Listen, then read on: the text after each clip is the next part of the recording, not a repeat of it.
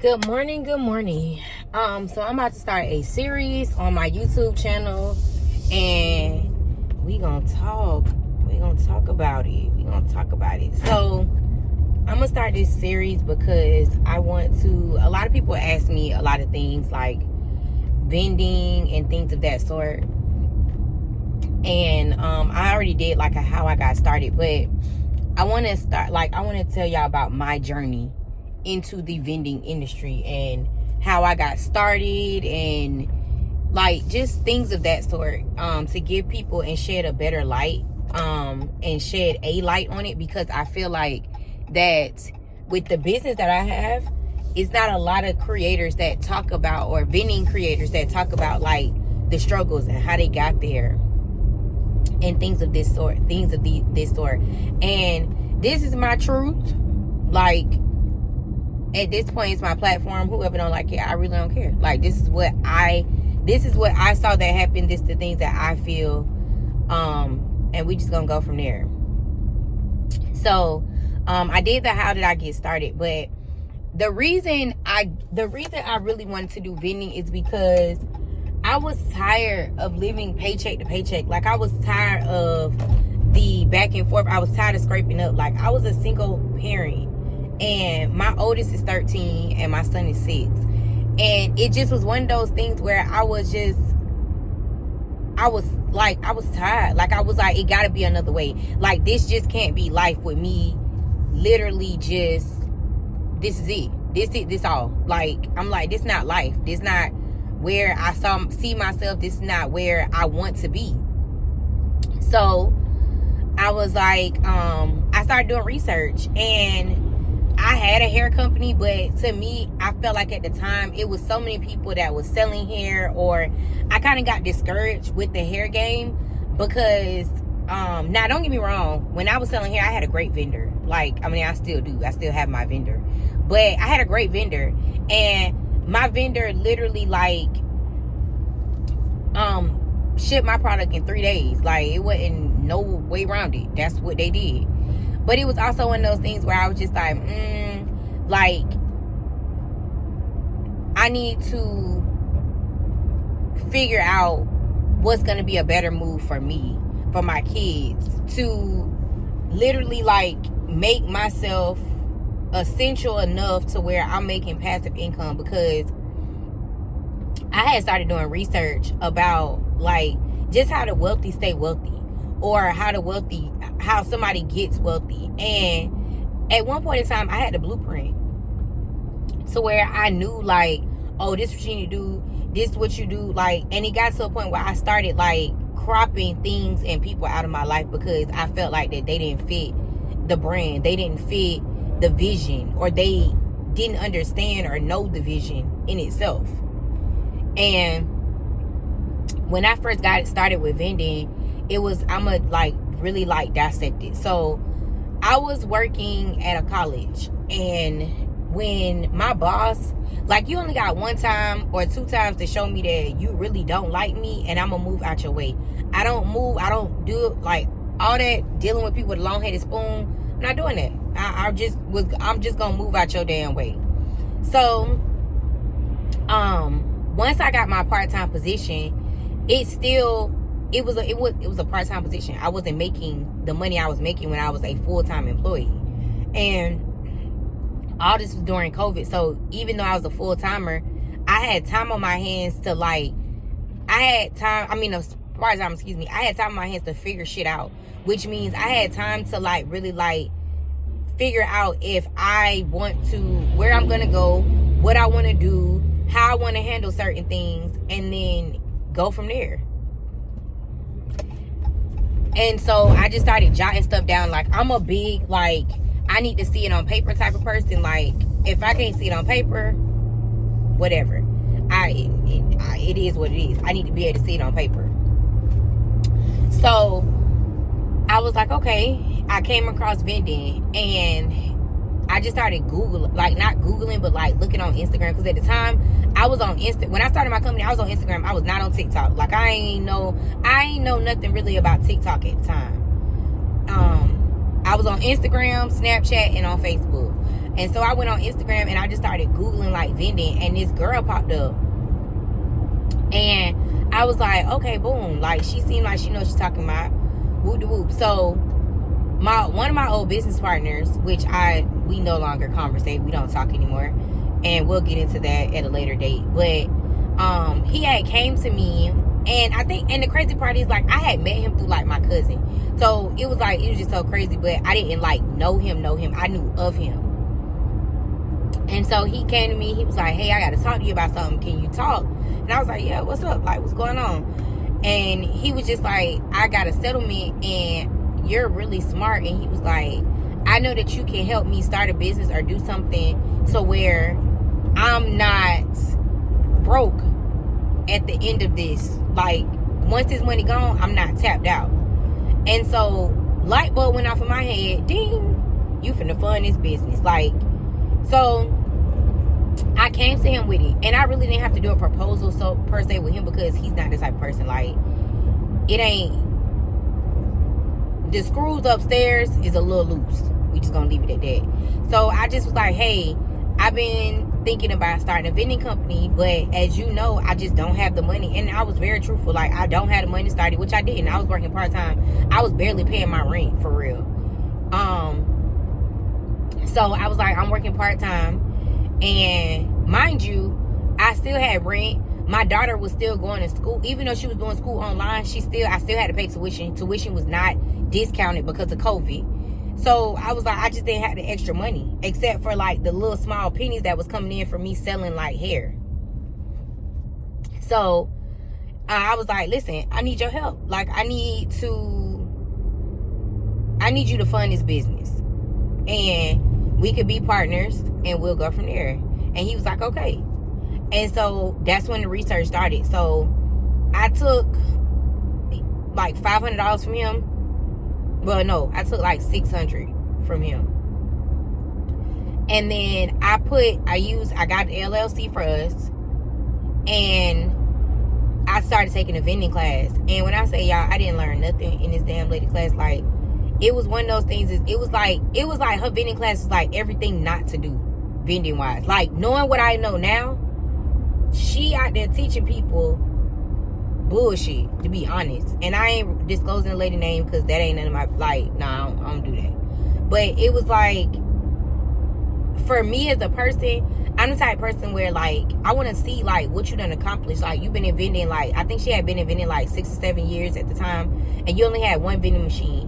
The vending machine didn't have a credit card reader on it, because back then, I ain't know nothing about NIAX, what I know now.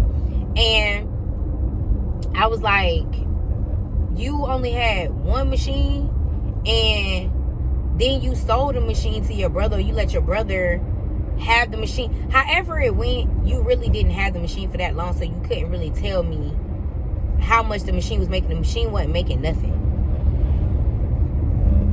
And so I just stopped taking her class, and the tools I got from it, I just took that and put it into my own research. Well, I partnered up with this girl. She lived in Miami, and she had her own vending company as well. And so me and her just started, like, basically having our own class together, like meeting like once or twice a week via Zoom, or via FaceTime, because I lived in a certain city and then she lived in Miami. We didn't live close. Well, we weren't. I mean, I think I was 6 hours. I was 6 hours from her. But anyways, making a long story short, we just started doing the research. Like, we started doing our own research and finding out more things. Like, I'm the type of person where once you give me a task, I'm in it to win it. Like, we about to make this thing happen. Like, it ain't no way around. Like, we gonna make it happen. And I'm a very determined person.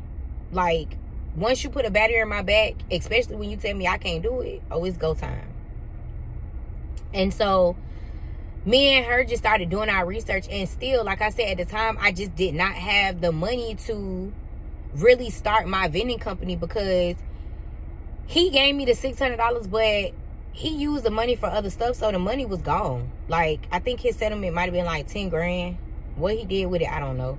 Ain't none of my business, because we wasn't dating or none of that. So I couldn't tell this man what to do with his money. But I did get $600 from him that I use towards building a business. So I said, you know what? This is what I'm gonna do, because now I gotta figure it out, because the money we was gonna use to start the vending company, you done use it. It's gone. Like, it's done. And you used it so fast. That was the crazy part about it. He used it so fast. But anyways, so I was like, okay, I gotta work smarter, not harder. And I gotta figure out, how can I make money and recuperate and still work my part-time job, still be there for my kids, still have somewhat of a semi-social life. And so I was like, okay. I was like, well, this is what we gonna do. So I ended up sitting down with the business partner. This is the first business partner. This business partner number one. And so I was like, we need to find vending companies. Like, we need to find to see how much, because at the time when I started, I didn't know how much machines were. I didn't know anything. So we sat down, we went to a Bono's, I'll never forget. And that's where everything went into play. Like, I just was like, I'm finna call these vending companies and see what's going, like, what's really good, what's really going on. And I think I sat there and I had a Bono salad. Mind you, Bono salads are so good. Oof. Get that crispy chicken on top. Anyways, my bad. So I was like, okay. I called vending companies. So I called about 10 vending companies. I never forget. Like, it was like 10 vending companies I called. And only one of those vending companies answered the phone. And I was just like, okay, well, now it begins. Because now in my head, I was like, I done called 10 vending companies, try to give y'all money to try to work with y'all, and ain't nobody answering the phone. Okay, bet. I know when I start my company, I'm going to be the one to answer the phone. Like, I got to be the one to answer the phone, because nobody is answering the phone. So anyways, my business partner, once again, and it was so many, the crazy part about it is, with this particular business partner number one, we're going to call him Bobby. So Bobby had so many red flags, but I be trying to see the good in people, and I felt like that I owed him, because he gave the $600 to start the actual business in itself. But it was so many red flags. So anyways, this was red flag number one. I had scheduled a meeting to meet with this vending company. Mind you, I don't know if this vending company is real. I don't know, because that was before, like, I knew how to look up stuff on, like, I live in Florida, so that was before I knew how to look up stuff on, like, Sunbiz and stuff like that, to see if their company was really real and all that stuff like that. So I didn't know if this vending company was really real. I didn't know anything. Like, I didn't know. And so I picked up my kids from school. I had an appointment to meet with this man at like 4 or 5 o'clock. He was way on another side of town from me. So that's why I was like, hey, can you just meet me can I meet you at like 4:30? He was like, yeah, but make sure you're here, because I leave at a certain time. Okay, cool. My business partner, Bobby, was supposed to meet me there. For whatever reason, he could not meet me there. So when I got to the location, mind you, when I got to the man who answered the phone, we're going to call him Tom. So when I got to Tom's warehouse, Tom answered the phone. Once he answered the phone, we made an appointment.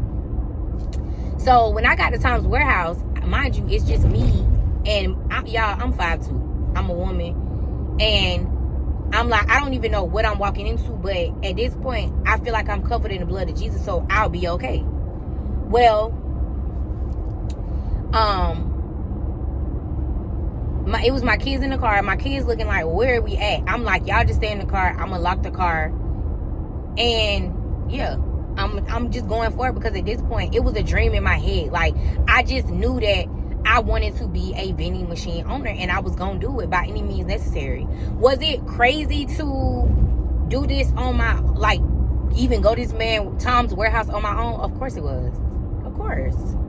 Anyways, so as I'm pulling up, I'm calling my business partner like, hey, are you en route? Like, I'll just wait on you. Are you down the street? Oh, you make up this poor ass excuse of why you can't be there. Okay, fine. I'm gonna just do the groundwork my damn self. So I pull up, and it's two big ass, burly ass dudes standing at this like warehouse door. And I'm just like, what the hell did I walk into? Because I had texted him and told him, hey, I'm here. This is Tom. I done text and said this too. So I get out the car. I have my notebook in hand. My notebook, my dreams, and the Lord. Like, Lord, please don't let nothing happen because my kids in the car. Like, Lord. So, too big. I'm talking about these dudes was big as heck. Like, I'm talking about big. Like, standing. You know that thing? Like, standing. 6 foot. Yeah, that. They was like sumo wrestlers. For real, for real. So, I'm like scared because I'm like, Lord, I'm like this. Lord, if this is how I go out, like, you couldn't have picked a better way for me to go out. Jesus. So, anyways,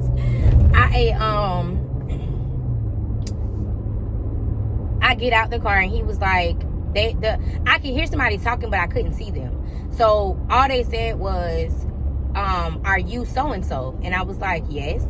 And then so he was like, are you by yourself? And I was like, yes. And so y'all, all of a sudden, this man, his name is Tom. He was a Caucasian man. He came from behind me. I mean, he came from behind the two big burly dudes and was like, hi, my name is Tom and I own so-and-so business. And I was like, hi, I'm Jocelyn. I'm new to vending and I wanted to see about inquiring about getting a vending machine. And so Tom was like really strict on, like, he really didn't sell vending machines like that to people. He didn't really like people in his warehouse. But the man was like a vending, like, to me, I feel like he was a vending guru because, like, you know about this stuff. Like, you've been in the business 8 years. So I walked into his warehouse. The dudes moved out the way. And I was like, it was a sign of relief. Like, okay. So we walked into the warehouse. Mind you, I'm still like looking over my shoulder, like, hopefully y'all don't jump me. Hopefully y'all don't close this warehouse door. And I'm in a fight for my life. So anyways, sorry y'all, I'm at Sam's. Can you move, sir? Why is you moving so slow? Get out the way. Anyways, my bad, y'all. So I'm walking in the warehouse and this man got any type of machine you could possibly think of. Like, it was just so wild that this man had all these machines. Like, it was just so machines, big, small, glass fronts. Like, it was just crazy. And I told him, I said, I'm gonna sell every vending machine in this warehouse. Do you know this man laughed at me? And he laughed at me. Like, this little bitty ass black girl thinks she finna come in here and do what? Nah, that ain't gonna happen. So I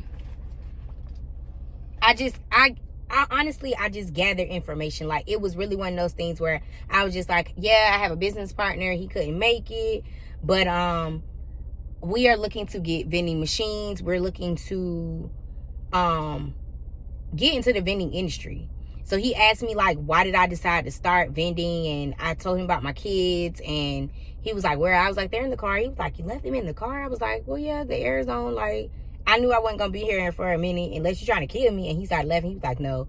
And so, like, that's kind of how my relationship started with Tom. Tom was one of those people that showed me the vent. Like, I can't even put it past him. Like, the man showed me the vending game. Like, he gave me the blueprint. Like, he made sure that I knew this. I knew certain things. I knew who to talk to. I was put in rooms that I never thought I would be put in. I was put in positions where I never thought I'd be put in. And he literally, like, paved the way for me to be this person that everybody be like, oh, you're the vending goat, or you the queen of vending. Like, yeah, in my city. But it's one of those things, it's like, I don't see myself as that yet because it's so many different surfaces and so many different things I haven't touched yet. And I'm at a space in my life where I'm ready to reveal, like, so many things, like, as far as vending goes, as far as life goes, as far as friendships goes, as far as relationship goes. Like, this is my first time in my life of I'm 34 years old, and it's my first time that I've ever been extremely happy. Like, Not that fake happy, not the pretend that people put on a facade for the gram or social media. Like, I am legit happy. Like, whether when it comes to business, like my business is doing what it needs to do. My personal life is amazing. My kids are good. My friends are great. Like, my circle that I built, my village I built is amazing. Like, I'm just at the point where it's like God know what he doing. And that's like a plus for me. But y'all, thank y'all for listening. If y'all like these videos, please like, subscribe, and share. I am going to start doing these longer form content videos so y'all can know. But we're going to get into how my vending journey started and the things that I've gone through within my life. And we're going to go from there. So love y'all. Subscribe.